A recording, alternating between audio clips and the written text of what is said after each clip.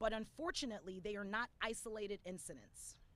There were at least 13 mass shootings over this past weekend alone. They left 17 people dead and dozens injured. Communities in Philadelphia, Chattanooga, Phoenix, and many more cities and communities have been torn apart. Families are never going to be the same again. And while mass shootings tend to capture most of the media attention, over 100 people are killed by guns in America every single day. These are preventable deaths, preventable. Gun suicides, domestic violence, community violence, unintentional shootings. We know what will stop the crisis, but leaders in Washington must take action. That is why we're here today.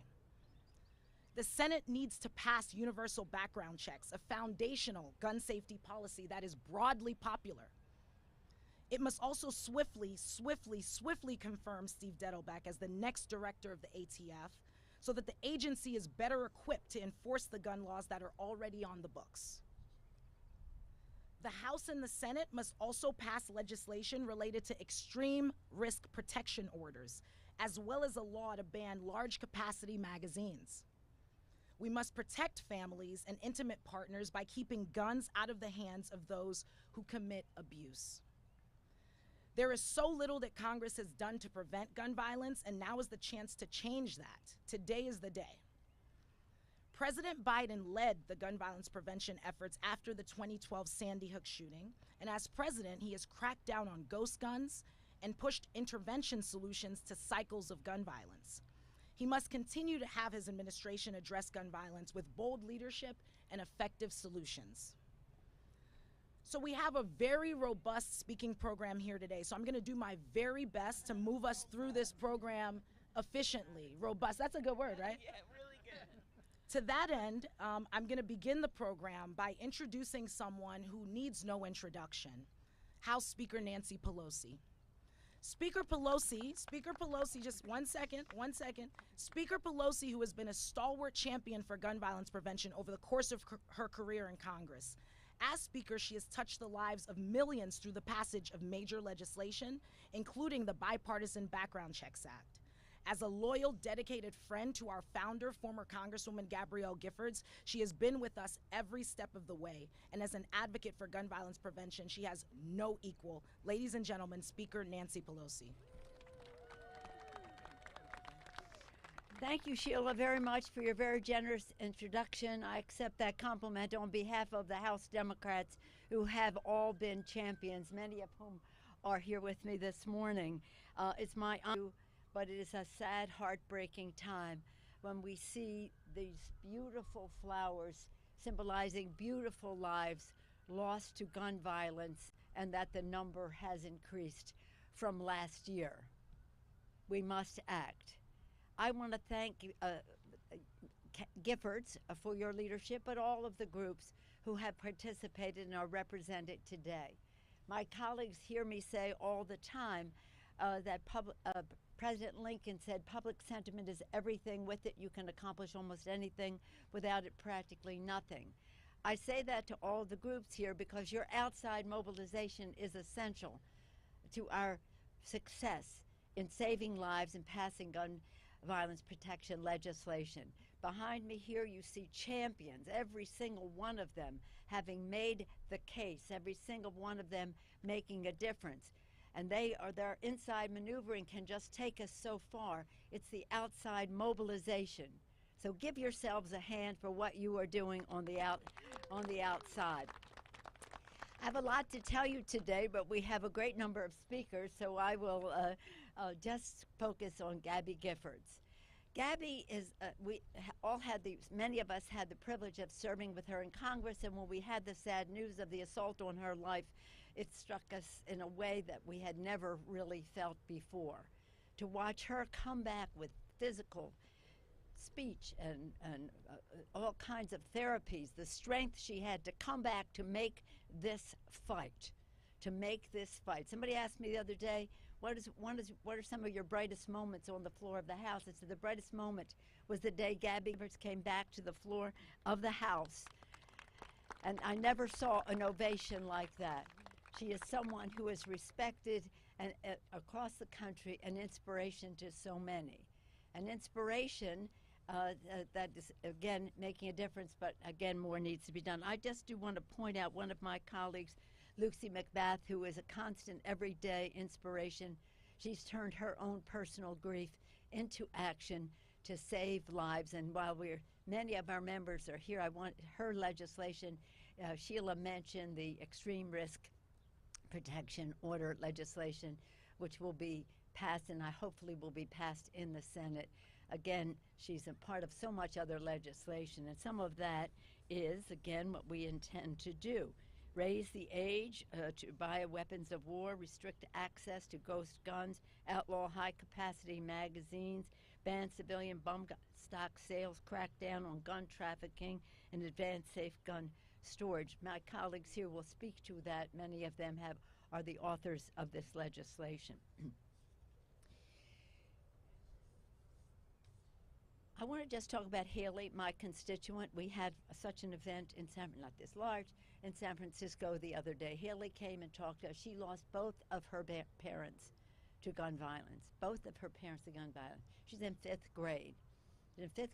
And she is an agent for change. She is being raised by her grandmother. She and her brother are raised by their grandmother. Thank God for the grandmother. But here she is, a little girl from personal experience, but with great wisdom. We owe the children of our country so much more than excuses for why we don't have legislation. To our representatives of the teachers, Becky Pringle and Randy Weingarten, who are here, we also want to salute our teachers for their courage in all of this. But it is a message that I send to elected officials all the time. You can't vote for these bills because it's a problem for you politically. Understand this. Your political survival is nothing compared to the survival of our children. We must protect them. So now it is my privilege to yield the floor of them all to a great leader, a dear friend and former colleague of many of us, an inspiration to millions of Americans, an absolute force in the fight against gun violence, our former colleague, Congresswoman Gabby Giffords.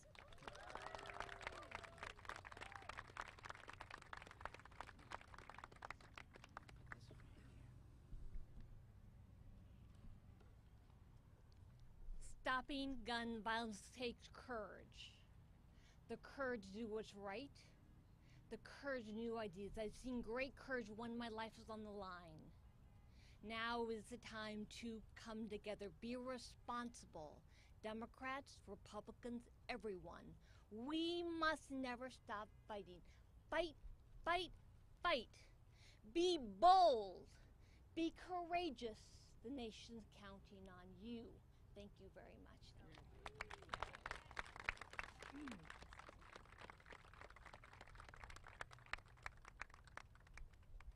Thank you so much, Gabby. At this time, I would like to introduce Senator Murphy to the podium. Very much. Well, thank you all for being here. There's no words to express my gratitude to my great friend Gabby for what she has done to lead this movement, to grow an organization that is making a difference. Gabby and I were next door neighbors our freshman year in the House of Representatives. We learned a lot together, and I'm just so proud of what she has done to be able to speak truth to power. Speaker Pelosi, thank you for bringing a difference-making piece of legislation before the House of Representatives this week. It is going to save lives. It is going to put pressure on the United States Senate to do the right thing, and we are deeply grateful for your leadership. Listen, there are a lot of very scared parents and kids out there today. They are scared for their lives. They are scared for their safety. But they're also scared that democracy is fundamentally broken, that it can't step up and answer the most fundamental concern that any parent has, the physical safety of your children. Now, the world is paying attention because of what happened in Uvalde and what happened in Buffalo, and there's good reason for that. There's something deeply psychologically cataclysmic about that number of children, that number of adults losing their lives all at one time. But there's a slaughter every night in this country. Only in America do you wake up in the morning to 110 people having been killed the day before from guns. And so it's incumbent upon us to address the real story of American gun violence, which is the mass shootings, but also the daily homicides, the suicides, the accidental shootings. That's what this House bill does, and I'm grateful to my friend Lucy McBath for her leadership as well. But the Senate needs to act now. The Senate can't wait any longer. And so we are this week extending a hand of partnership to our Republican colleagues, but we are not going to settle for a piece of legislation that just checks a box. Right? We are only going to move forward with a piece of legislation that saves lives. And we would not be in a position today to be able to have serious negotiations about life-saving anti-gun violence legislation if not for the movement that you are all a part of, if not for the organization that Gabby helped found, if not for many of the other organizations that are represented here. We have built a movement, right, that is making clear to members of the Senate and the House that if you don't do the right thing and support 90% of your constituents, then you're not coming back to the House of Representatives of the United States Senate. And so I'm grateful to this memorial. This is incredibly moving to look out over these bases. Important to remember that this represents those whose lives were lost. But if you look at the mass shootings since Uvalde, well, 25 people died, over 100 were injured, and those are life-altering injuries as well. The scope, the breadth of American gun violence is really hard to calculate and imagine. This just gives you a small window into the horror that we have decided to live with. Hopefully we make a different decision this week, and that will be in part thanks to the movement that Gabby has helped to build and the action of the House of Representatives. Thank you very much for being here today. Thank you. At this time, I would like to call up Senator Blumenthal. Thank you. Thank you so much. Thank you to Giffords, all of you for being here, bringing us together at this critical, really historic moment, a moment of opportunity that we must seize. Now, I want to begin with a story. No public attention. Gabby Giffords came there to give heart and hope to those families that gathered, their lives broken. Literally, most of them still raw with the tears and the grief of that moment. And Gabby Giffords, by her presence, by her words, by the force of her personal story, gave them heart and hope, and they have been champions. The Sandy Hook survivors and families have been champions of gun violence prevention. And I want to pay tribute today to all of the survivors who continue to come forward, continue to relive their stories of horror and heartbreak. And Gabby Giffords gives them, all of them, the role model and the mentor and the example of personal courage, grace under pressure, that inspires us all. So if you take nothing else away from today, it is her message: fight, forever give up. And we know, and I'll be very blunt, we know that the gun lobby is still out there. They are continuing to intimidate and threaten our colleagues. Republicans have yet to stand up to them. We still have an uphill battle. But we are determined to seize this moment and save lives because we have a responsibility to the American people and to our own conscience. And you have created the movement. Giffords, all of these organizations have changed the political face of America in these 10 years. I've seen it happen. We were crying in the wilderness 10 years ago. You have changed the political dynamic and landscape, and Gabby Giffords has been our leader. And now we need to fulfill the promise of this moment. Not with window dressing or face saving, not with checking the box, but with real and meaningful action. And if we can do it on red flag laws and improving the background check system, and yes, mental health, school security, why not raise the age that's required to purchase guns? Seems to make such simple sense. All of these measures are common sense, sensible measures. And I've been privileged to partner with, gives gun manufacturers absolute immunity. We need to continue to be angry and unsatisfied, because if we reach a compromise, and I'm very clear-eyed about the uphill battle and the work still to be done, but if we manage to reach an agreement, we will still have work to do. We will still have a lot of work to do on these common sense measures, and we will continue to be in this fight. So I want to thank you for being here today, but more important, for your continuing struggle. And it will be a struggle, and especially to those survivors who are here, because it is painful, it is grief-stricken, but it matters. Thank you so much.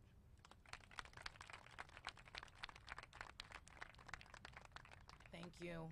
This time I would like to call up Senator Klobuchar. Thank you so much. Thank you, Madam Speaker, for doing your job as usual. This week, as you show the Senate what you can do when you got a majority and you can pass things. And she has just been unbelievable standing with her members. I want to thank Gabby, because whenever I get down about this fight, whenever I see those little sports uniforms, the little boys, I think about Gabby, because Gabby never gave up. When she faced an unimaginable tragedy, she just kept going and ended up back in the House floor leading this effort. So these flowers out there, to me, every one of them is someone that someone loved. But in the end, those flowers are the grace of Gabby Giffords that we cannot forget. So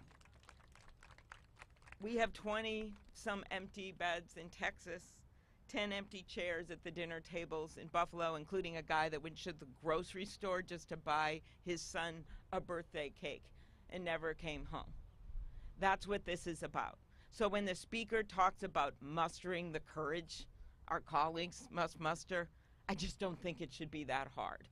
Time and time again, we've seen this happen, and we know what the solutions are, because we've seen them work in certain states, and we've certainly seen them work in other countries. So how can anyone go home and explain why an 18-year-old can't get a drink, but he can go and order an AR-15 off of the internet after he gets targeted from a company with an ad destined for him? How can anyone explain that? And so I think we have gotten to the point where you look at the numbers, 70, 80% of the public with us on up and ban, okay? I think you're not surprised by that. But 18 to 21 would be a major game changer in a lot of these shootings. Number two, doing something about the new technology, the ghost guns, doing something with Lucy's bill on the extreme risk orders, knowing that that has worked and bringing that out across the country, closing the boyfriend loophole, which thanks to the Speaker's leadership, they actually passed in the House with, wait, get this, 29 Republican votes voted for the Violence Against Women Act. Then it got stripped out in the Senate. I'm not going to go into it. I won't. Moving forward, we're moving forward. But this is an opportunity to close that loophole, as we know the number of deaths that result in domestic violence cases. Background checks. I went to the White House after Parkland, sat right across from Donald Trump, and listened and I still have the piece of paper where I put the hash marks, where 9 times he said he was for background checks. And then the next day he went and he met with the NRA and he changed his mind. Well, the public is onto this time. They've seen those kids. They know what's happening in their state. As noted, 13 shootings over just this weekend. Enough is enough. The Senate must act. They're going home. They're hearing from their constituents, thanks to all of you. And that is the game, because the Speaker, as I said, she's going to do her job. These guys are going to do their job. And then all eyes are on the U.S. Senate. So if you're going to make a phone call, make 100. If you're going to knock on a door, do more. That no one is immune from, and that it's our responsibility as Americans to make sure that everyone in this country can live freely, unfettered by unnecessary gun violence. It's bittersweet to return to this memorial again this year with you, both after another year of senseless gun violence tragedies. Another year of collective grief. And I thank all of my colleagues in both chambers and the community leaders that are standing with us today, and all of the gun violence survivors, and all of you that are on the ground building the movement for safer communities. Thank you, thank you, thank you for being in this fight to save lives. It is truly heartbreaking to again be reminded of this memorial's painful symbolism. These 45,000 roses add up to represent this year's haunting death toll of our uniquely American epidemic, paying for the weapons of war on our streets with the blood of our children sitting in their classrooms.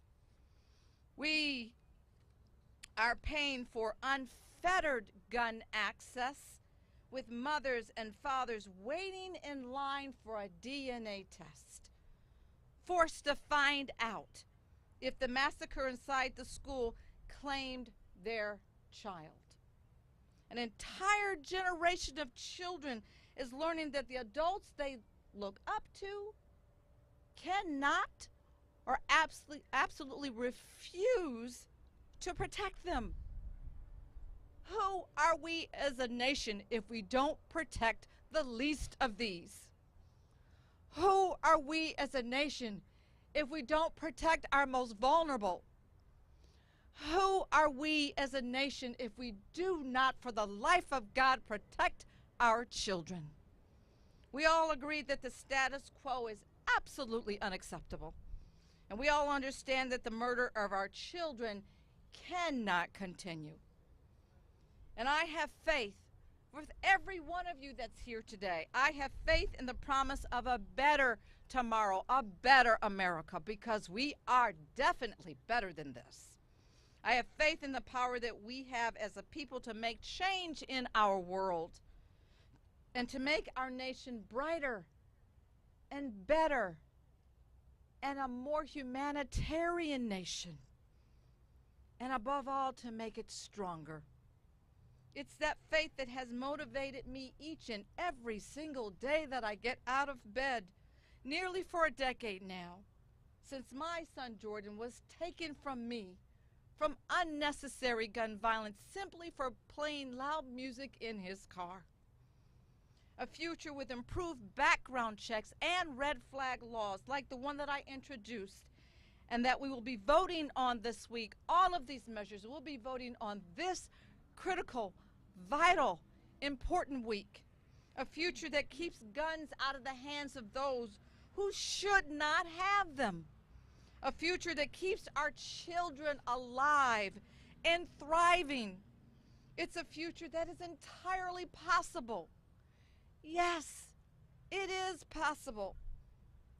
It's one that we can build, and it's one that I intend to spend the rest of my life fighting for. Because this ever-growing club of violence of survivors like myself and many that are standing in the crowd today, and with Gabby. So many of us here today. There are too many members of us in this club. Too many lives lost to unnecessary gun violence. We cannot wait another moment. We cannot wait for the Senate to act. They must act now. Lives depend on it each and every moment. Who are we as Americans if we do not act? Thank each and every one of you for finding it important to be here today to memorialize all those that we have lost and all those that we will continue to lose if we do not stand up, if we do not fight the NRA gun lobby, if we do not find it important to save our children. Thank you.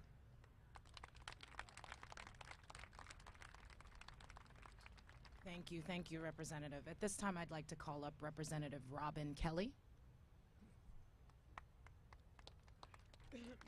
Good morning, and thank you so much. I, too, would like to thank Speaker Pelosi for her courage, her bravery, and her boldness, and for always leading the House in the right direction. I also want to thank Senators Murphy, Klobuchar, and Blumenthal, because I know it cannot be easy in your shoes, but you have not given up the fight. And I want to thank Gabby and Lucy and survivors in the audience, because you don't have to do this. You can go on with your life, but you're being so selfless, and you're sharing your stories, and you're fighting with us, and you're showing your courage and bravery. So I just want to give a hand to all the survivors in the audience, and thank you so much. Gun shootings in America, it's no secret, it's an epidemic. From the shootings that have impacted Buffalo, Chattanooga, Philadelphia this past week, to the daily gun violence impacting cities such as Chicago, where I represent. Memorial weekend, 43 people were shot in Chicago. Last weekend, 33 people were shot in Chicago. When, tell me when, is enough enough? How many have to die, or who is it, before we truly take action, before we get this done? I've been working since my first day in Congress and before to pass gun safety legislation, and I'm encouraged that we're taking action to combat gun violence when the House votes this week on the various bills. But don't be fooled, it's not just us. It's not going to take just us. We need all of you in the fight. We need you to call your senators and your House members to let them know that you are watching. You are watching, and what you see will influence what you do at the polls. Not telling you who to vote for, but what you see will influence what you do at the polls. And please, I hope some of you are from some of those red states, because we need your help there. We need your help there. I have a bill, my Prevent Gun Trafficking Act, which is included in the Protecting Our Kids Act, because you often hear Chicago has the toughest gun laws, but look what happens there. Well, over 60% of our crime guns come from Indiana and Wisconsin. And since I've been in Congress, the laws in Indiana and Wisconsin have gotten easier to buy a gun. And those of us that live in Illinois and live in Chicago, we are paying the price with our lives. So we have to get these bills passed. The Senate has to do their part. We don't want them to be the place where bills go to die. Also, we have to get the director of the ATF in place, because there has not been leadership there, and that is extremely, extremely important. Finally, Democrats in the House must continue to work for the American people and look at what other bills can help end gun violence. It's not just the bills we're talking about now, but we need bills that work with intervention and prevention. Like we have a bill with Stephen Horsford and Senator Cory Booker that was in Build Back Better that we couldn't get passed. But we have to pass the Breaking the Cycle of Violence Act so that our kids pick up hobbies and new lessons and job skills and not pick up guns. And in all of this, we have to think about our teachers. They go to work to teach, not to worry about losing their lives. We have to think about cashiers in a grocery store, or people that do hair in a saloon, or people going to watch a movie. That's our right also. It's not just about I'm not against the Second Amendment, but also I have a right to play in a park, the right to ride on a bus, the right to go to a movie, and we have to protect these rights. Thank you so much. Thank you, Representative. At this time, I'd like to call up Senator Schumer. Well, thank you very much. I want to thank Gabby Giffords and the Giffords organization for putting this event together and having all of us here, the broad panoply of people who support gun safety. Now, many of us here have spent years, decades, on gun violence. I'm the author of the Brady Law. There are tens of thousands of people living today. They don't know who they are because that law was passed. I put the assault weapons bill through the floor of the House as well. This was in 1994, and it's amazing how little progress we have made since then. The power of the NRA is just unbelievable. But guess what? We have the people behind us. We have right behind us. We have the momentum behind us as well, and we will prevail. My father passed away in November. He's still here. And here's what he taught me. He taught me two things: help people who need help. But the second thing he taught me is, if you're doing the right thing and you persist, God will make sure you succeed. Yes. We are doing the right thing. Are we going to persist? Yes. And are we going to win? Yes. We will. We will. The pictures, this is such a powerful sight, and I'm sure it's been said before, but when you think of the families, the friends, the communities that are grieving because each of these flowers is planted, because a life has been taken away from us unnecessarily, and you see the increase in gun violence in the orange flowers behind us, you know that this is an issue where we can't just say the status quo is okay. I was in Buffalo right after the shooting. I met a 3-year-old little boy, a beautiful little boy. His father had said, I'm going over to the top supermarket to buy you a birthday cake. His father never came back because he was black and at a supermarket. That was it. That was the reason he was shot. That little boy, that whole family, all of their friends will live with that the rest of their lives, as will the whole community of East Buffalo. And then in Uvalde, to see the pictures. I was not there, but you see a little boy with a trophy, 10-year-old, a 9-year-old with a sweatshirt proudly talking about what she believed in. And every one of us who has had kids has experienced those moments when our kids come home with those trophies or wear those t-shirts, and these kids are just gone. It's just, it defies words. It defies words. So I can't get out of my mind these people who have been lost, but there are so many others who were lost who all of these flowers represent, who we're not even knowing and seeing, but they and their families live with it every day. On Mother's Day, I met with 50 women, all dressed in white, all of whom had lost children to gun violence, and they were trying to reclaim their place in society. It was a powerful and an amazing experience, and all they said to me is, get something done. Get something done.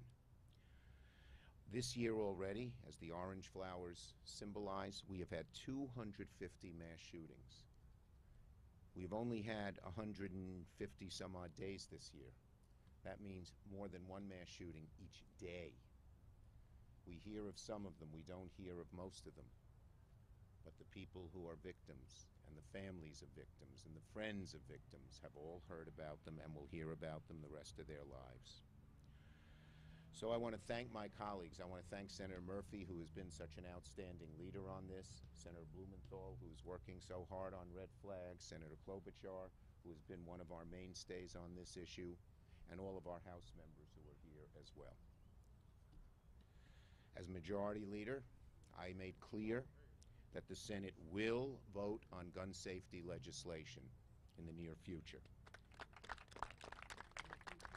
Senate Democrats, led by the groups, including this group, your message to us is get something done. Get something done. We know we won't get all of it done at once, but get something done. And Senator Murphy has asked me to give him a little time. He's working very closely with some of the senators here and others, and we are giving him some time. And we know in the proposal that they have, because so many of our colleagues on the other side of the aisle are unwilling to go forward, will not have everything we want. But that will only be the beginning. We know that the push for gun safety will continue, for universal background checks, for a ban on assault weapons, and tough red flag laws, and so many other things will continue even after these rounds of discussions have terminated. But we're going to get something passed through this chamber as long as it will make a tangible difference in gun violence. Who do we owe it to? We owe it to America's parents. We owe it to America's kids. We owe it to every person now who is worried as they see somebody, as they walk down the street or walk at a train station or an airport or take their kids to school, that they won't be next. All of America is thinking of that now, because these rounds of gun violence have been so frequent and so deadly.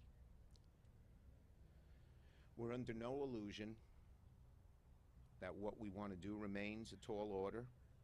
We know that so many on the other side of the aisle have their heads in the sand and are unwilling to do what 90% of America wants them to do.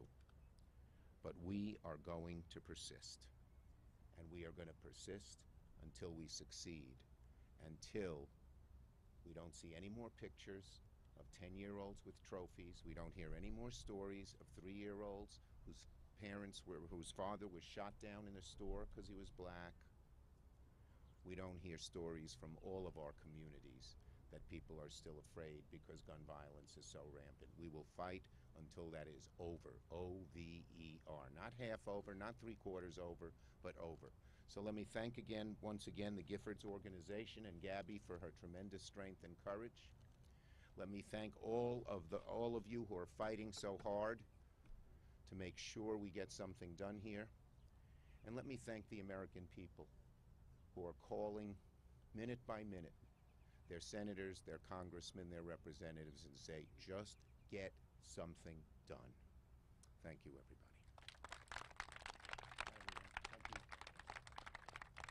Thank you, Senator. I love that. We are going to persist. All right. Hope everyone's doing okay. At this time, I'd like to call up Representative Wasserman Schultz. Thank you very much. It is seared into my memory the day that I got the call that one of my dearest friends, Gabby Giffords, had been shot. And there were hours that we actually thought she had not made it. The panic that gripped my heart, the grief, and then the relief that she was alive, and then the aftermath of the months and months that I watched her fight and kick and scratch and use that classic Gabby Giffords resolve to make sure that she could not only survive but thrive once again and live to lead the way on combating gun violence. Now, what kind of a friend would I be if I didn't let you all know that tomorrow is Gabby's birthday? So let's make sure that this week we give her one of the best birthday gifts that I know that she could receive, and that is pass meaningful gun violence legislation so that we can make sure it's signed into law and that we can save more lives. And as someone who has been a safety advocate, the cornerstone of my own legislative career for my whole legislative career has been keeping children safe. I know that you'll never know how many lives you save by the legislation that you pass, the laws that put obstacles in the path of someone who would cause harm, either through intentional or accidental harm. But we know that lives are saved. I want to share with you what I went through yesterday. Yesterday, I stood with high school kids from my children's high school alma mater in my hometown to acknowledge those students' accomplishment of raising money to fund Stop the Bleed kits to be put in every classroom in our high school. Parkland, Marjorie Stoneman Douglas High School being right up the road from our community. And the wrapping my mind around the fact that our kids in high schools are having to form clubs to make sure that their schools are safe, led by a parent, Lori Alhadeff, who lost her daughter, Alyssa, in the Marjorie Stoneman Douglas shooting. But the fact that kids are having to form clubs to raise money to keep themselves safe and to stop them from bleeding out. If, God forbid, a mass shooting occurs in their high school, instead of selling cupcakes and standing on the street corner to lure neighbors into car washes so that they can make sure they can pay for a fun prom. That is what it has come to in 2022. It's come to standing in front of a lawn full of thousands of white and orange roses that represent dead children and dead human beings. It doesn't have to be this way. And I'll tell you, it is possible for us to pass gun violence reform. If there's any state in America, Florida would be the one that would be the biggest challenge. But after Parkland, our Republican majority legislature, pushed by families from Parkland and from communities across our state, made sure that we raised the age from 18 to 21 that you could purchase a gun, made sure that you had at least a 3-day waiting period before you could purchase a gun, passed those extreme risk protection orders, otherwise known as red flag laws.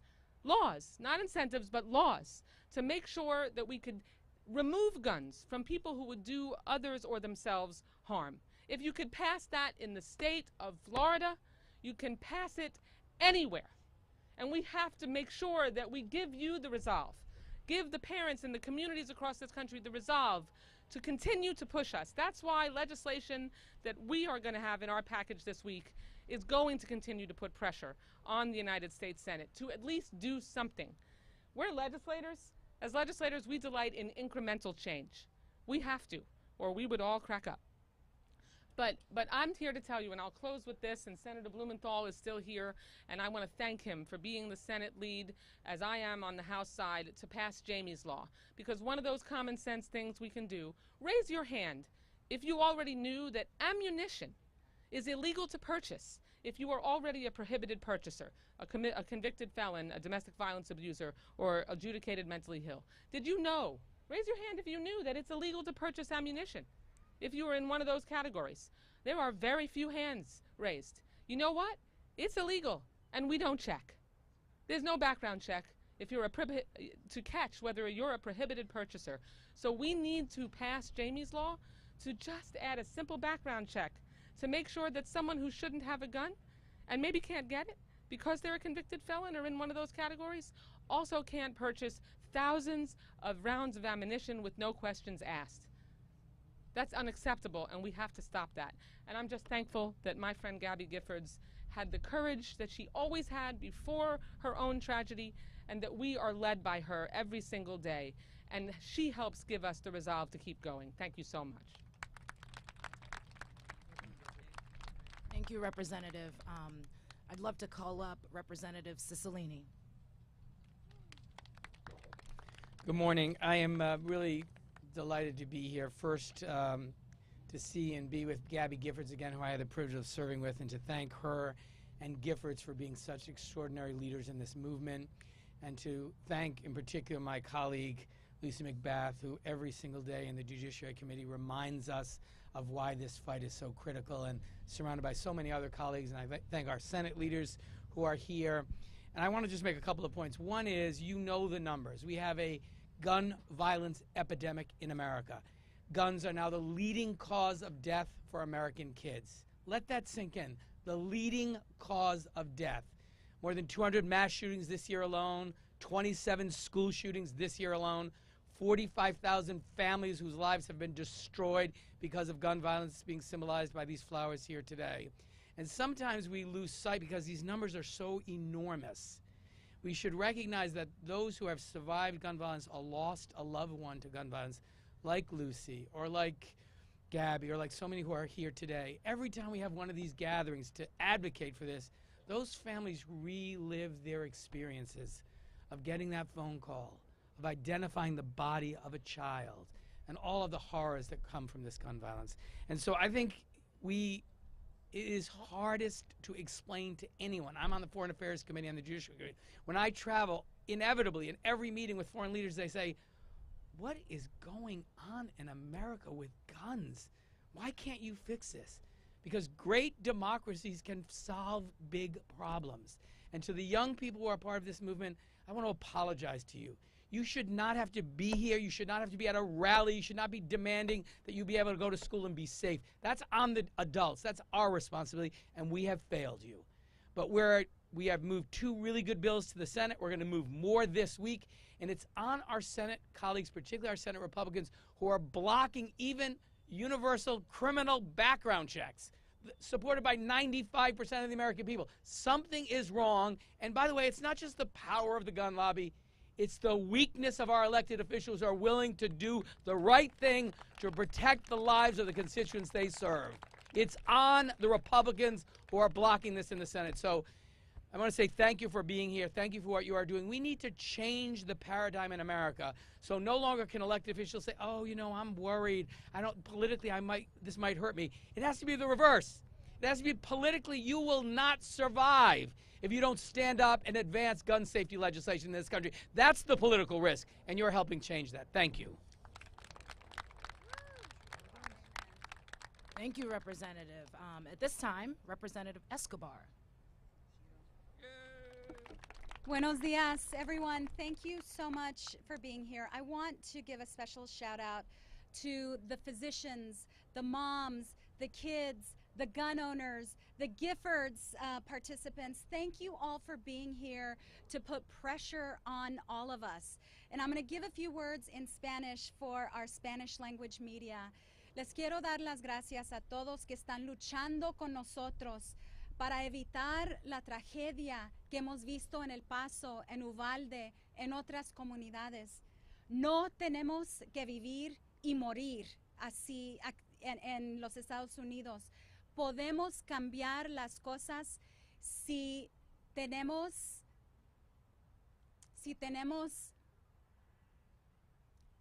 la habilidad de llorar por nuestros niños, por nuestros maestros, por nuestros papás. Ya es hora de cambiar las cosas. Y especialmente en el Senado, tenemos colegas que no quieren cambiar las cosas, y por eso estamos aquí, para ponerle presión a cada persona que no quiere participar en ser parte de la solución.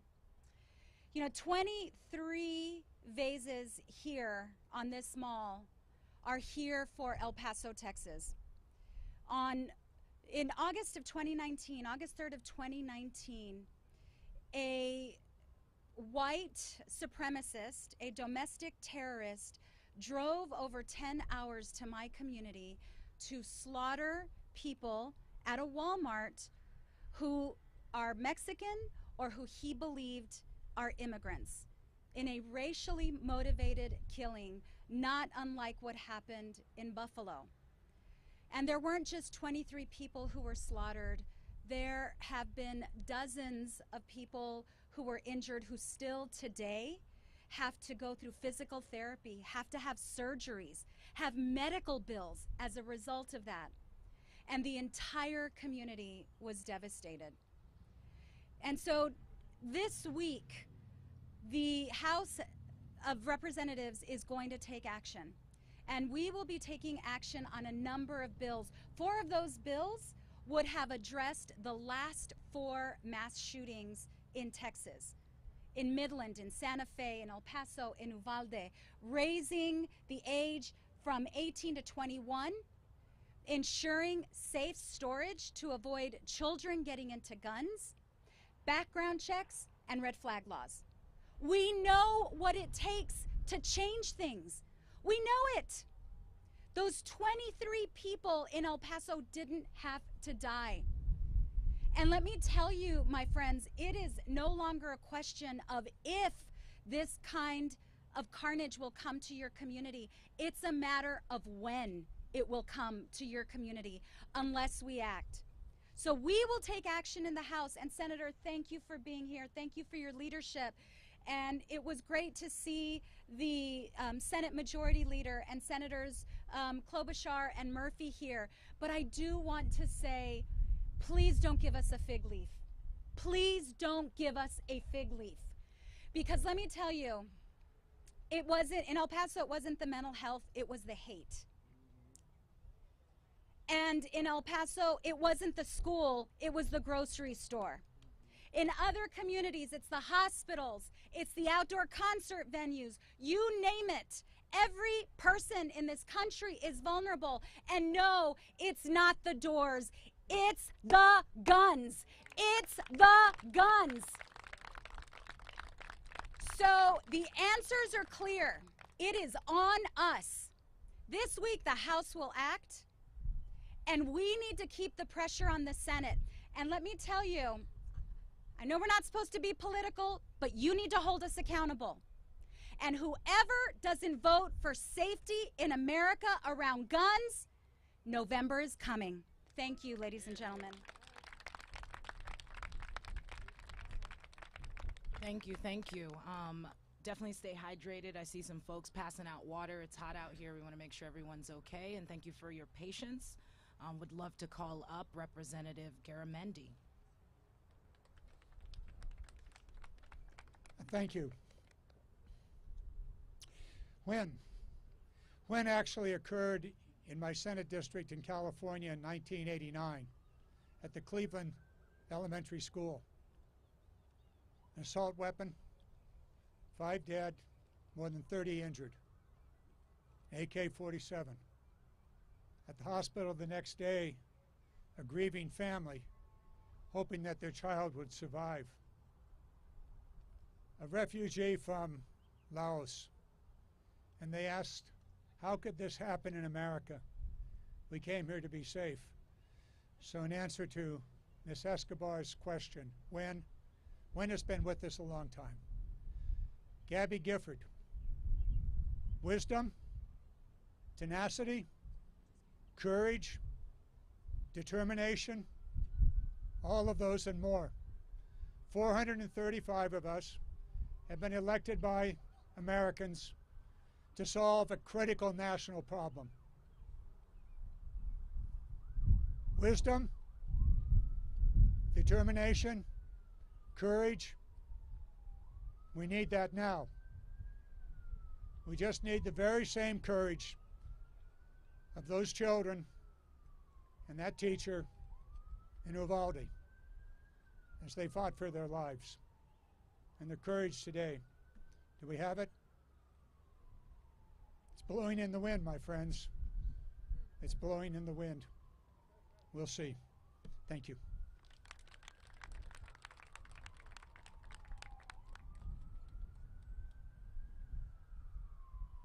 All right, thank you, everyone. All right, so we have just heard from all of our elected officials, our senators, our representatives, and we really want to thank them for making time for us today despite their extremely busy schedules. So I'd love to just do another round of applause for all the representatives that spoke today.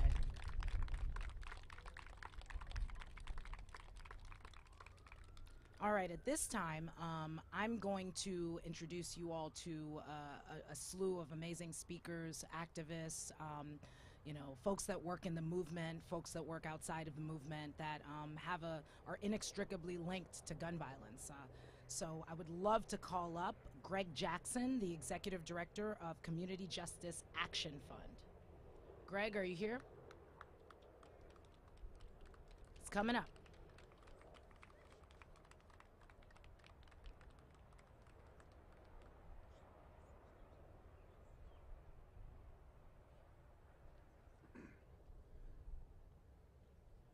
All right, good morning.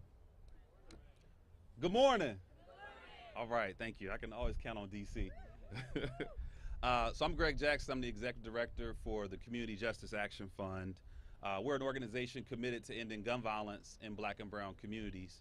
But I'm also here as a survivor of gun violence. And for too many of our communities, memorials aren't as beautiful as this.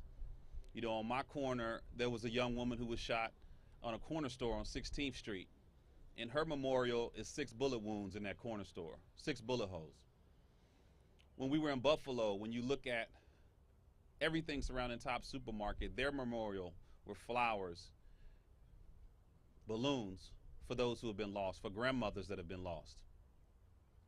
And since I was shot in 2013, every year we've seen 100,000 people shot or killed by gun violence like this. And so that means nearly 1 million people have been lost or directly impacted by gun violence. And those are more than just stats. Those are real people from our community. People like Karan Brown, who from my neighborhood and was part of a mentorship program I was a part of, lost his life days after organizing his own Stop the Violence event with the Boys Institute. Like Pearl Young, 77 years old in Buffalo, who was a former first lady of her church and gunned down by an assault rifle. Like Micaiah Wilson, who was shot while simply getting ice cream in her neighborhood and lost forever. And Pamela Thomas, who was so afraid of violence in her neighborhood here in Northeast DC that she wrote her own eulogy before being shot and killed in front of her son Rufus. These flowers do not represent numbers or stats. They represent real people, real lives, and real trauma in our communities every day. And what I will say is that the communities are resilient. We have leaders behind me, leaders to the left of me, that are fighting every single day to do this hard work to save lives and putting their lives on the line every single day. People like Dante Barksdale in Baltimore, who devoted his entire life to doing violence intervention work, underpaid, overworked, and unfortunately lost his life to gun violence while trying to intervene in conflict. We know that our communities have the leaders that are doing the work. We have the organizations that are doing the work. We have the city leaders that are doing the work. What we don't have are the resources and the policy needed to address violence effectively. And that's why we need Congress to take action. We need bills like the Prevent Gun Trafficking Act to make sure that guns are not being flooded into vulnerable neighborhoods and communities like those in Northeast and Southeast DC. We need the Break the Cycle of Violence Act that would invest $6.5 billion into violence intervention and prevention programs. And we need Congress to take the courage to act to pass the Protect Our Kids Act package. So we're standing here as community leaders, as activists, but most importantly, the people that are doing the real work every day. And all we're asking of Congress right now is to do their job and support the people who are fighting hard every single day. So thank you again, and we look forward to seeing Congress taking action this week. Thank you, Greg. I'd love to call up the president of the American Federation of Teachers, Randy Weingarten.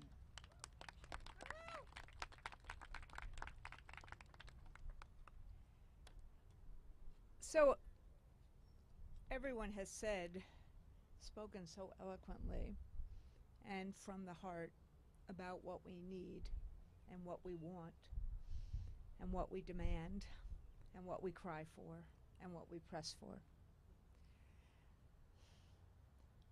There's anger, there's sadness, there's sorrow. There's a sense of resilience and persistence. And these activists behind me, they're never going to stop. Thank God. And in their name, we remember those who died, including teachers, kids. 3 of my members died in Buffalo, murdered in Buffalo. The doctors in Tulsa, the kids and teachers in Uvalde, the grocery store goers in Buffalo, and then countless others whose names we don't know right now, but their families do. Guns and hate create violence. In lots of other places in the world, there's hate. But because of the laws that have been passed, there's not the mass shootings that we have here. No one is talking about the Second Amendment. No one is calling for us doing any violence to the Second Amendment. What we are calling for is gun safety. When we called for airline safety, everyone came on board. When we called for motor vehicle safety, people came on board. When we called for tobacco safety and alcohol safety, why can't we have safety when it comes to guns? Why can't people's lives be more important? There are things we can do. There are things we can do. We're all doing our jobs. Becky's members, my members. Every activist is doing his, her, or their jobs. I'll end with this. I was in Buffalo last week and at the Topps Memorial before we were about to do a community rally, and a young woman with her daughter with chalk in hand just wrote, "Do something."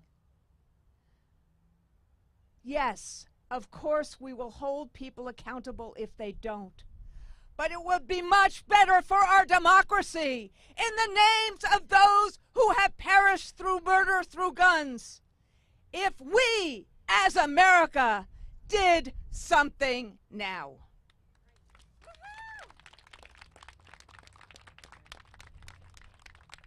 Thank you, Randy. Fired up. I'm excited. At this time, I would love to call up Tia Bell, the CEO of the Trigger Project.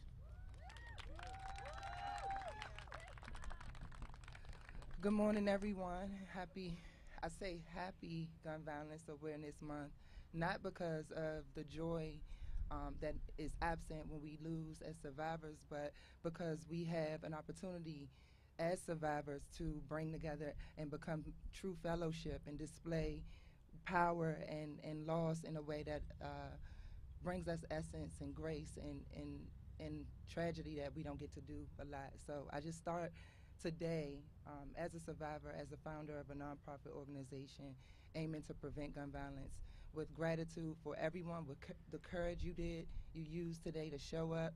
I want to acknowledge that because we're pushing policy, we're pushing laws, we're standing here together, but it is very hard to wake up and get up and do what we do, being if you're on one side of the camera or the other. So I just want to start with gratitude for Giffords and for the fellowship of all of us survivors. Please give yourselves a hug for me. I've used a lot of my 2 minutes just to explain that and bring that, but I want to share that as the founder, I'm 6'4", so I want you guys to hear me, but I'm the founder of the Trigger Project. It's the true reasons I grabbed the gun, evolved from risk project. It started in 2019. I was a survivor like Gregory. My mom got shot in her left leg when I was just 10 years old. And between almost losing my mother at 10 and then losing my uncle at 17, I lost more friends than I can count. So I stand here today, of course, in again, fellowship with Push for gun safety and gun sense, but I ask and beg of you that you think about the many people that are just 2 miles down the road that are suffering from the spread of gun violence. Here at the Trigger Project, we look at gun violence as a disease. The CDC studies gun violence as a disease because it spreads through modeled behavior. So there are true reasons I grabbed a gun that evolved from risk. Risk like high emotional distress, despair, lack of opportunity, support, and services. So we need the resources, we need the funding, because we're going to keep doing the work, but we need to last. So that hopefully in 20 years when my newborn son is finishing college or finishing whatever endeavor he wants to pursue at that young age, he can be in a safe world. I thank you. I ask that you guys push to invest in prevention. We have the many gun policy laws for safety, the many gun policy laws enact, again, for intervention, but prevention is the absence of disease. I ask that you guys invest. I thank you again for your time, your courage as survivors, and my condolences. Bless you.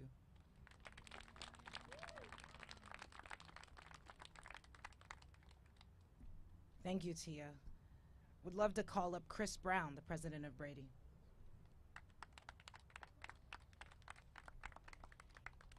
Morning, everyone.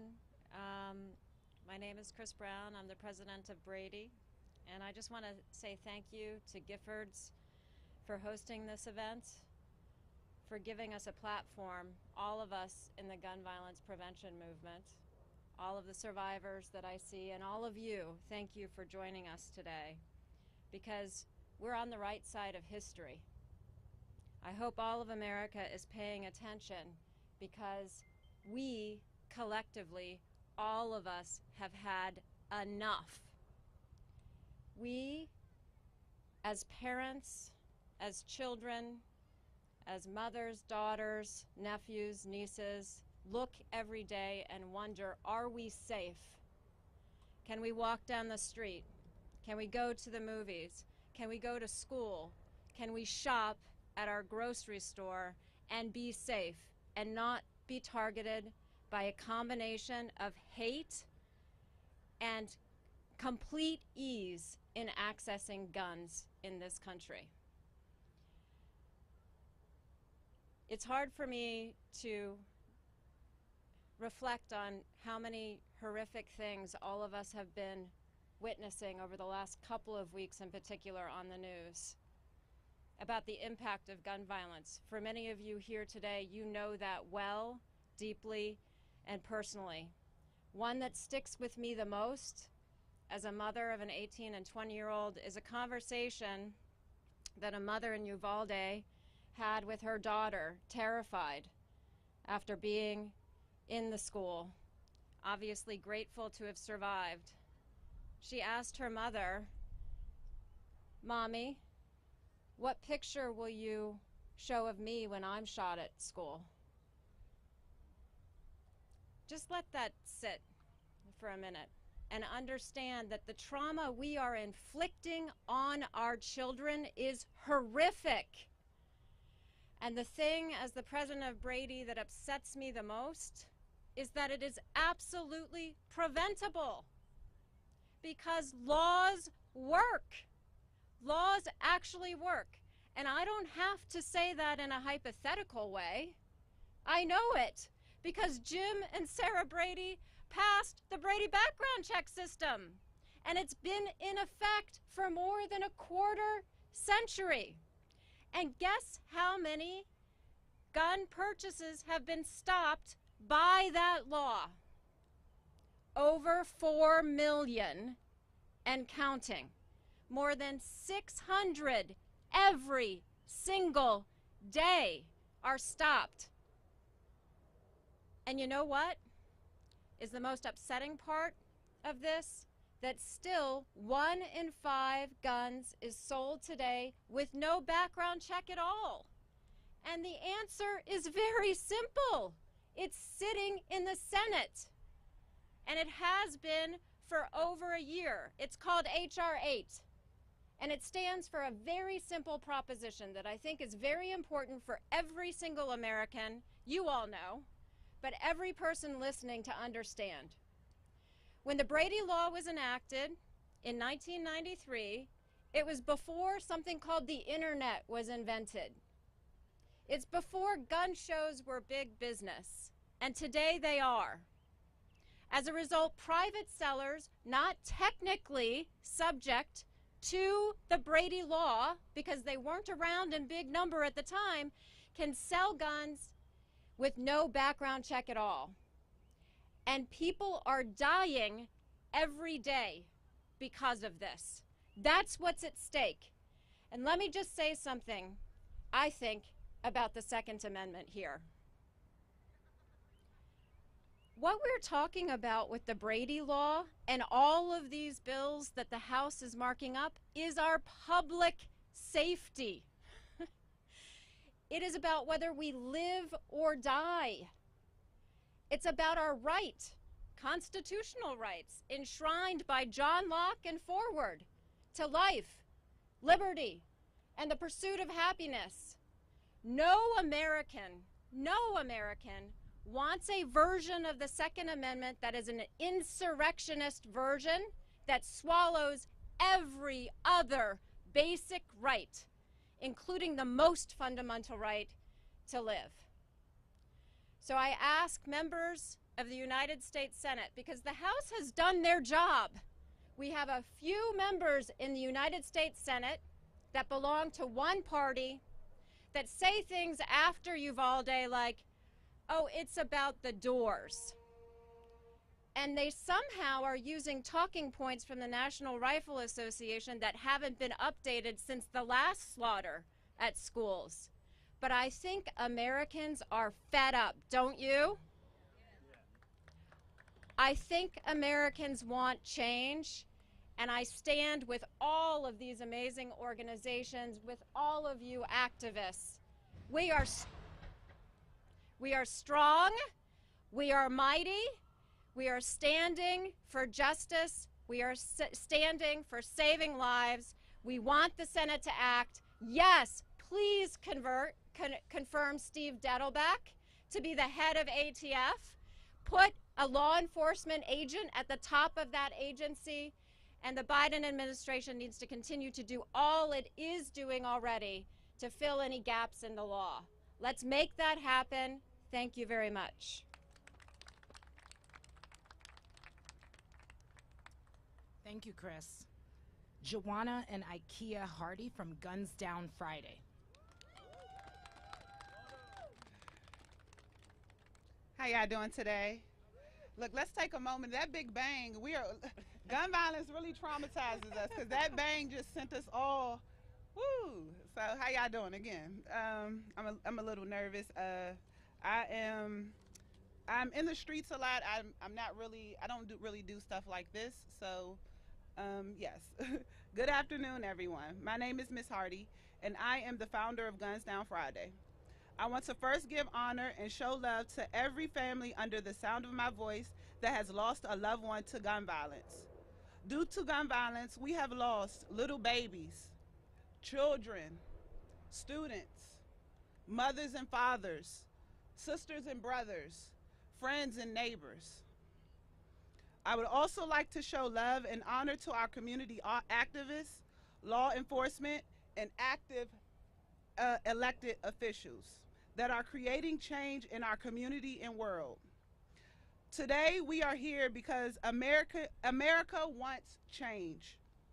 While mass shootings capture most media attention, 100 people are killed by guns in America every day in preventable gun suicide, domestic violence, and community violence. Today we are here not asking for change, but demanding. In my community, we are discriminated on even after death. In the eyes of the law, black lives are devalued even after death. 2 years ago, Council Member Trayon White introduced a bill aimed changing the way the legal systems values wrongful death lawsuits linked to black victims, called the Stormaya Bill. A bill that says all lives are equal, even after death, no matter the race or gender. This bill has yet to be passed, alongside with so many other bills, programs, fundings, sitting idle because Congress choose to do nothing. Congress, the time is now. Can y'all say it with me? The time is now. I can't hear y'all. The time is now. Thank you. Guns Down Friday, guns down in our home streets and communities.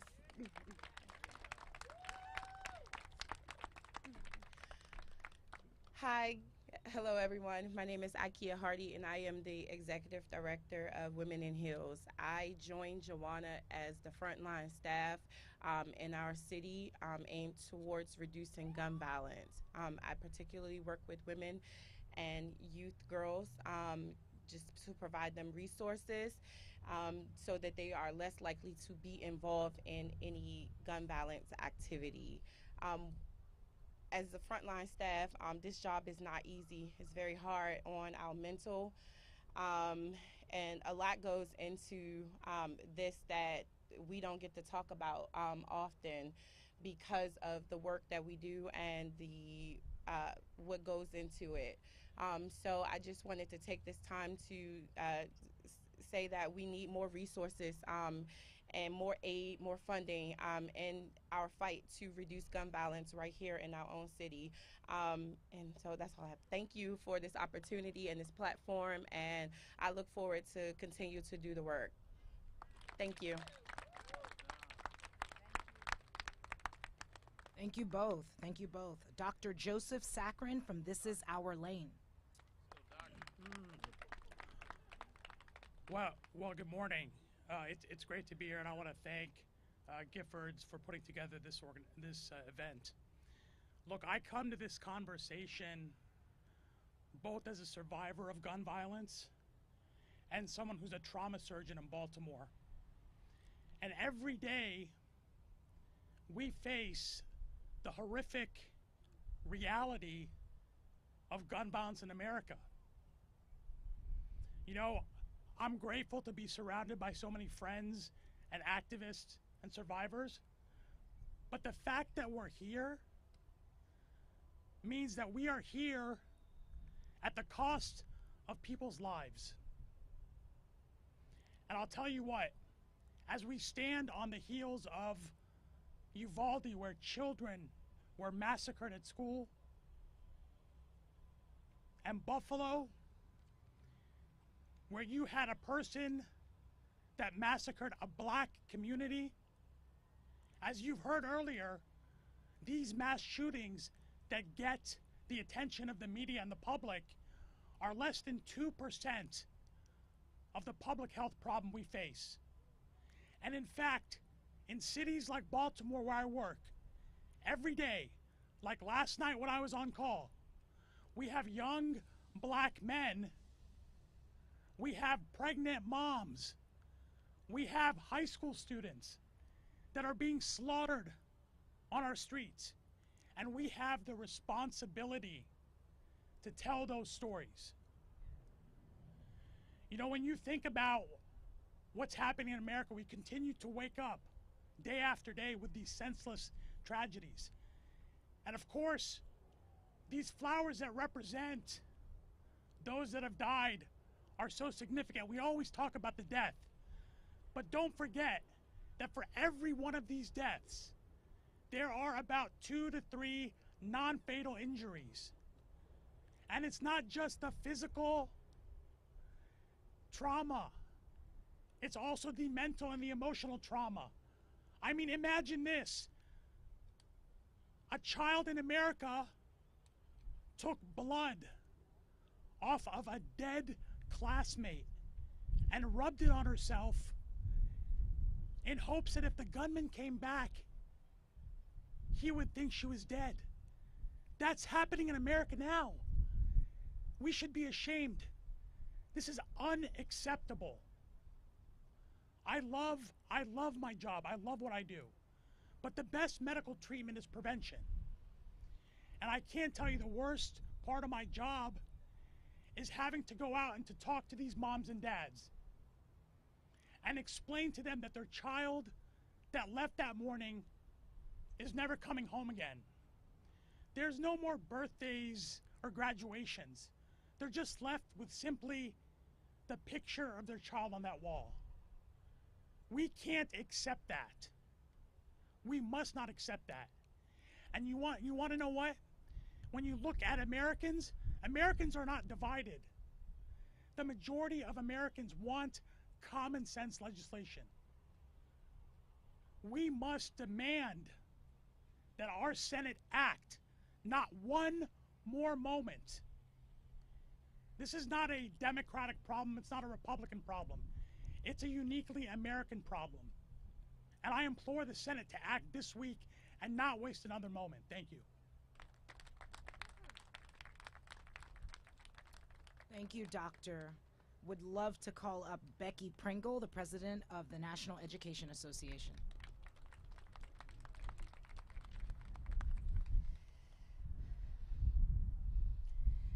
I wish I could shut up,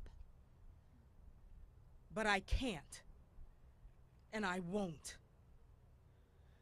Those words by Bishop Desmond Tutu capture the level of resolve and determination we must have in this moment. I am Becky Pringle, president of the National Education Association. I stand before you with the power and might of the 3 million members of the NEA, saying they will not shut up, they will not stop, they will not give in until Congress and the Senate do their jobs. We were joined today by those members of Congress and the Senate who have already done what they know is right for our students. But we have others who don't seem to care about these flowers behind us or the real lives that they represent. 23 years ago, in April of 1999, I was teaching middle school in Harrisburg, Pennsylvania. I had no experience or training to answer the questions of my middle-level learners when they asked me, are we safe in our schools? It's 23 years later, and here we are.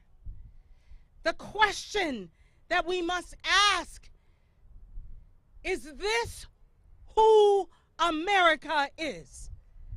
Is it?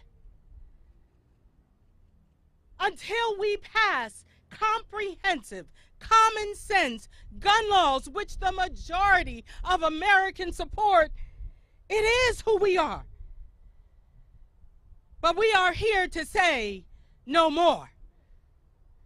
This is not the America we are going to be anymore. We have activists standing behind us who are saying enough, enough.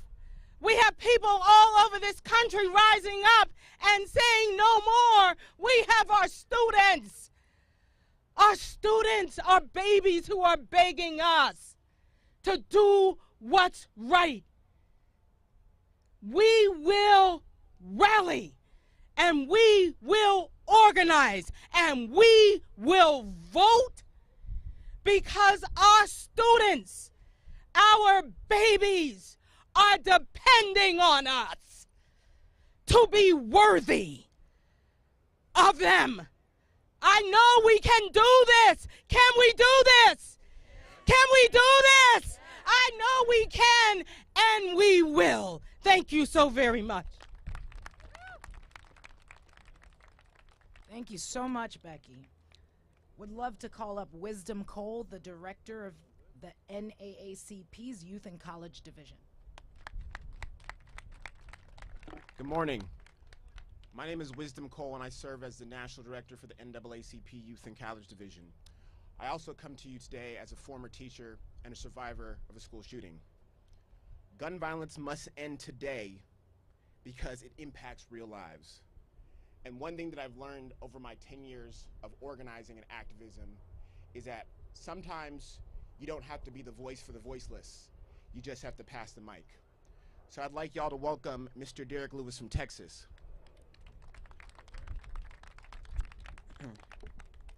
Good morning. I greet you with a smile, but my heart is definitely broken. My name is Derek Lewis. I serve as the National Field Organizer for the Youth and College Division. I'm also from Lamarck, Texas, a small town in Texas right along the Gulf Coast. But within that small town that I call home, I always represent Lamarck, Texas, 409, Texas, Westside, Texas, G County, Texas, is that town and that community is filled and plagued with gun violence. I'm not here because I want to be here, but I'm here because I'm here on behalf of those lives that were taken away, of those who I know too well. Lil Pratt, Mike Parker, Rodney Stahl, Carlton Smith, Perry Preston, Jordan Boxley, Tavon Hubbard, Bria Lockett, and M. Deasy. Those lives who were taken too early, some weren't able to see 28, most of them weren't able to see 21. This is a result from easy access to guns and a lack of investment into youth, the community, or as I like to call it, we need the resources. We live in a society where the access is easier to get a gun than it is to cast your vote on a ballot box. Mass shooting after mass shooting, our society is not in the greatest health condition. Thoughts and prayers can only go so far. Doing the same thing and expecting a different result is insanity. We've been praying the same prayer since the 1990s. When are we going to move and understand that faith without work is dead, and we need action? The solution is policy. It's radical love to create a healthy society that is proactively protecting black people. Radical love that invests in youth in the future to ensure that they can be the future community leaders and the leaders of tomorrow and or today. Radical love that will put people over profit. So my ask is very simple. Is that we have real leaders who understand faith without works is dead, that no thoughts and prayers but policy, banning AR-15s, universal background checks, establishing domestic terrorists, yes, I said establishing a domestic terror list, and enforcing red flag laws. This has been enough bloodshed to act, and clearly to any elected official, and for those who have voting power, if they don't act, vote them out.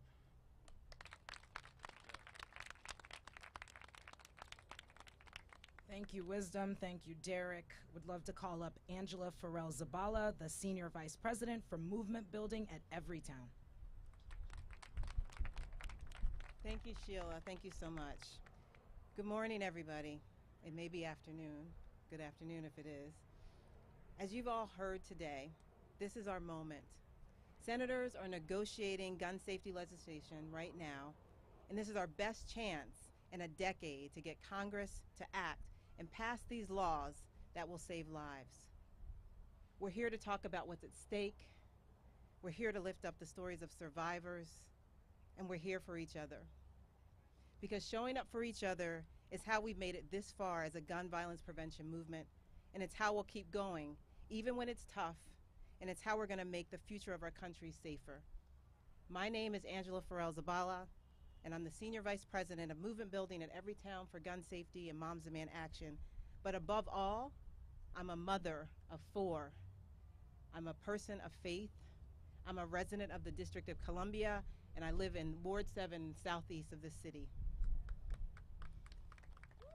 Our organization, all together, have been working in partnership with Giffords and so many others that you've heard from today to do one simple thing: stop this gun violence epidemic. I want to extend my personal gratitude to survivors here today for sharing their stories, and for all those who have spoken today, and all those for showing up, and everyone across the country who's turning in on live stream. As I said, our moment is right now. Every day in this country, more than 110 people are killed with guns, and hundreds more are wounded. It simply doesn't have to be this way. We don't have to accept this as normal. The Senate needs to hear from us. That means wearing out our dial pads, recruiting our family and friends to do the same, and making sure that there isn't 1 second that our target senators' offices or that their phones aren't ringing off the hook with one of us on the other end of the line. Already hundreds and thousands have sent messages and made calls to contact our senators within the last 2 weeks to tell them, do your jobs, take action, end this epidemic. When senators used to pick up their phones in their offices, it was the NRA calling. And now we're the ones calling, and we're demanding action, and we're demanding that they don't look away. That's how this movement is greater than the sum of its parts, because we show up and we represent the overwhelming majority of people in this country in saying enough is enough. Again, thank you to all for being with us today and for everything you've done to make this moment possible. Thank you. Thank you, Angela. We have a few more speakers, so I really just want to commend those of you that are still here. We really appreciate your attention to this very, very serious issue. I would love to call up now survivor and activist Charles King with Helping Others with Life.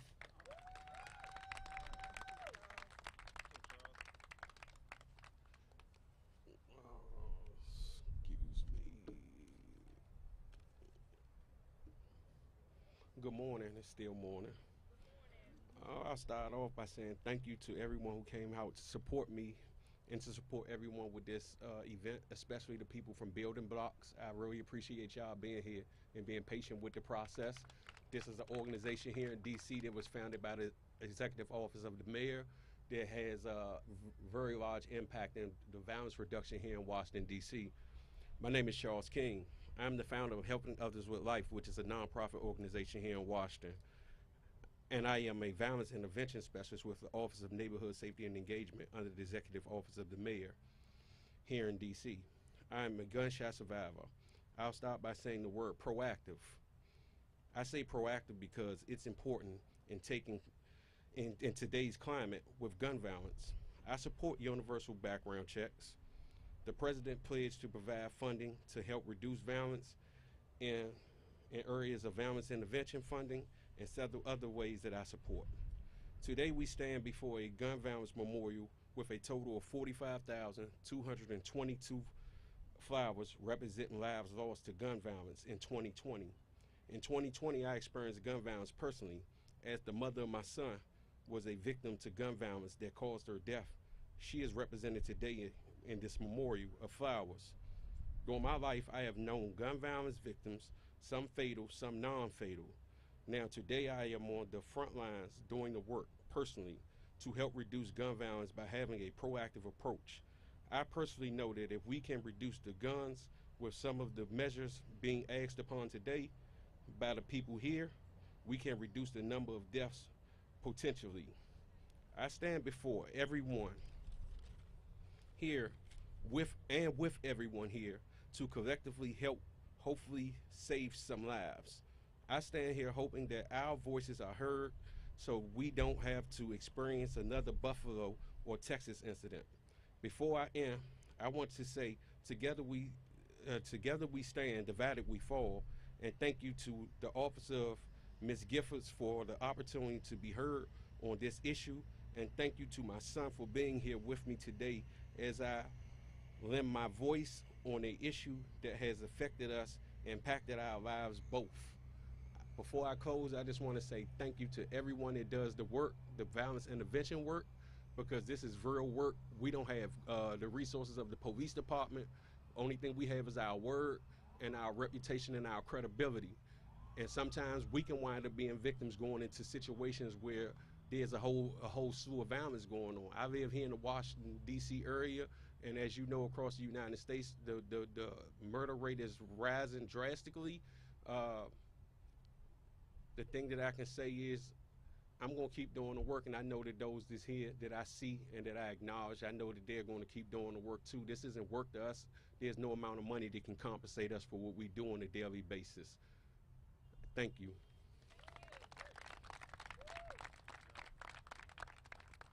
Thank you, Charles, and thank you for your patience. Would love to call up John Gold with Gun Owners for Safety.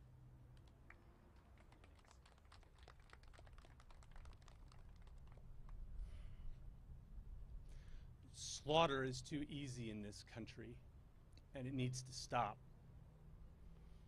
I've already been introduced, so I'm going to move forward. I was told today to make this personal, and I'll get there. But as a firearms instructor of over 2 decades, I know that my Second Amendment rights and supporting practical gun safety measures are not mutually exclusive. They are necessary, they are prudent, and they are urgent. I'm not your usual gun safety advocate, but I should be. I've taught marksmanship and pistol craft for over 2 decades. I've been the victim of gun violence, and I've lost 4 people close to me to firearm suicides in the last 6 years. I have scars to remind me, but gun violence leaves more than just scarred tissue. It leaves you with more than physical damage. It leaves you with holes in your heart that tear at your soul. There's usually a point in a lot of these speeches where we ask for a moment of silence to honor the victims. I was going to do that, but I'm not going to today. I'm going to ask you for something else. I'm going to ask you to never, ever be silent again.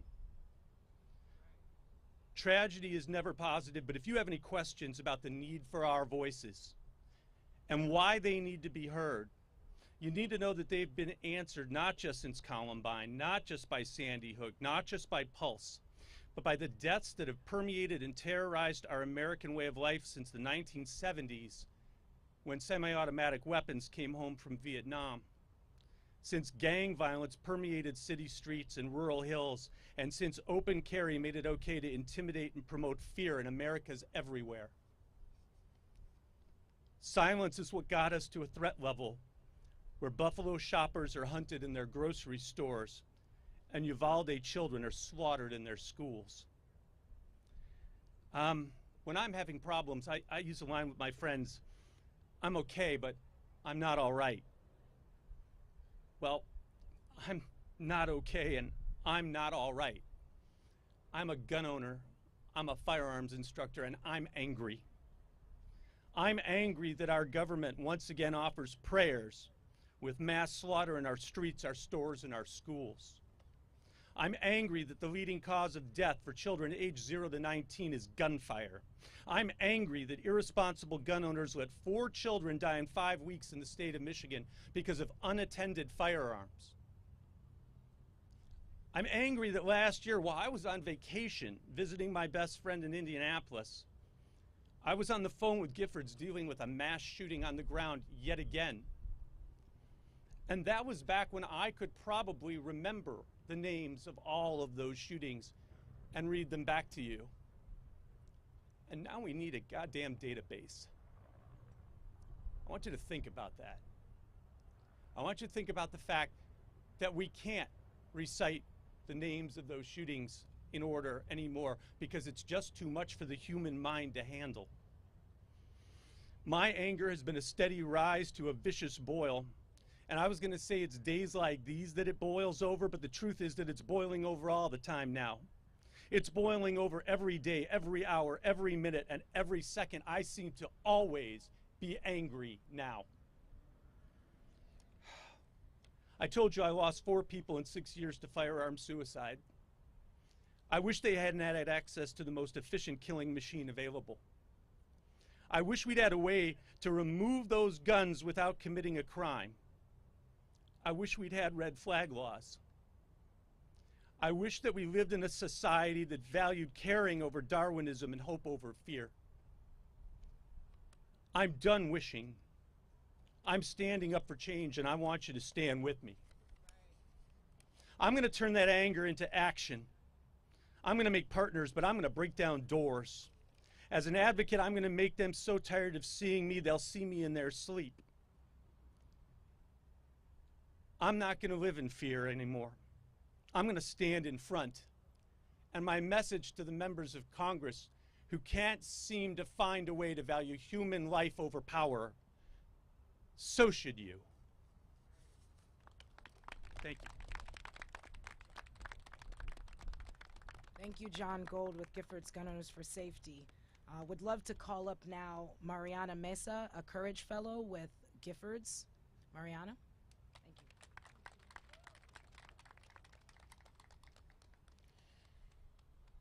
Hello everyone, my name is Mariana Mesa, and I am grateful for the opportunity to speak with you today as a Giffords Courage Fellow, traveling in from my hometown of El Paso, Texas.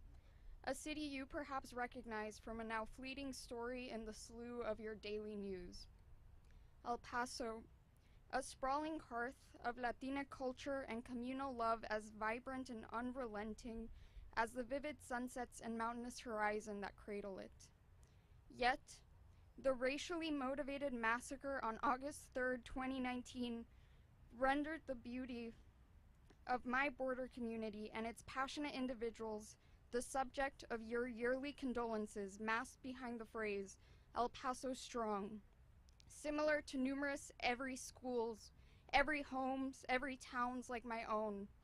Oxford Strong, Uvalde Strong, Sister cities, in their transient notoriety, left to find strength in devastation as our leaders shield themselves behind their sympathetic proclamations and vacant calls for action, each identical to the last. Leaders like Governor Greg Abbott are responsible for a heart-wrenching reality in which the names and the families behind these memorials become martyrs for the burgeoning pockets of politicians. Even just a few years of organizing in my community's name, including as a Courage Fellow, acquainted me with the fact that an extensive portion of those who carry the burden of martyrdom under gun violence are young people, with firearms constituting the leading cause of death amongst children. While this indicates the urgency of youth voices in the conversation surrounding gun violence prevention, it further attests to the downfalls of the media, often highlighting white, middle-class faces and failing to encompass the racial and economic identities of the victims of everyday gun violence. For the sake of Latina communities like mine and Lake Uvalde, do not forget about us again. Amplify the voices of the victims, community violence intervention, and mutual aid organizations over large nonprofits and politicians who exploit the grief of mass shootings. Additionally, recognize that gun violence transcends these incidents deemed newsworthy. Those closest to us, those most vulnerable, can be affected, and thus necessitate an intersectional and comprehensive approach to community violence. We must deconstruct the culture of gun violence in America beyond regulating firearms, palatable rhetoric, and performative action. Do not grow complacent. Do not turn your back on us, for gun violence pierces through every lingering second of your inaction. Thank you.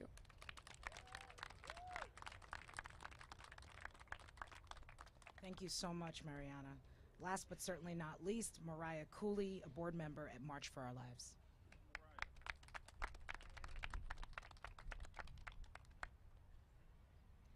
Hello, everyone. My name is Mariah Cooley, and I'm a student at Howard University, a board member for March for Our Lives, and I'm fed up watching people die across this country from preventable gun violence. Kids are being shot and killed, and our elected leaders are failing us. From Washington, D.C., through every state capital, where our leaders are choosing the gun lobby over saving our lives. No one is safe.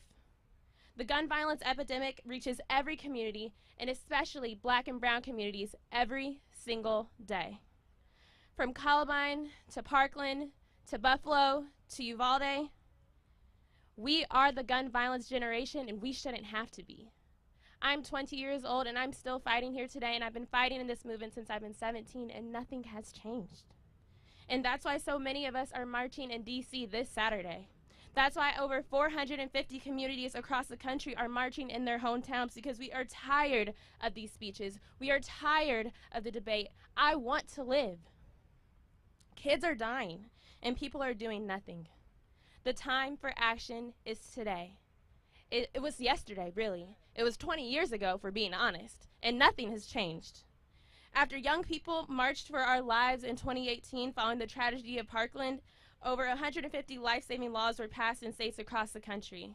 In red states like Florida, we were able to raise the minimum age for firearms, and Virginia now requires universal background checks, and now Colorado prohibits firearms at election polling sites.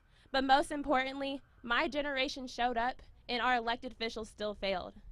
We had hundreds of thousands of voters in the midterm 2018 election, and we are still here today, and they're doing nothing. But we still have hope. We've always had serious, successful meetings with Republicans and Democrats in Washington, D.C., who are committed to taking action to save our lives. Dozens of us are speaking with lawmakers all week about this issue. But the meetings don't save lives. Action does. And we all march for our lives on June 11th. We will show those politicians that we are not just about talk, we're about action. Thank you.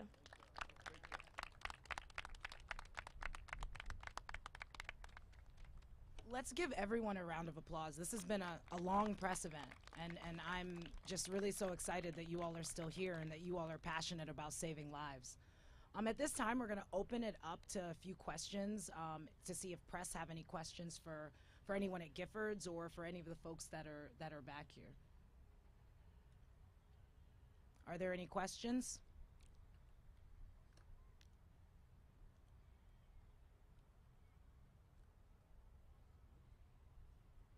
All right. Well, thank you all so much.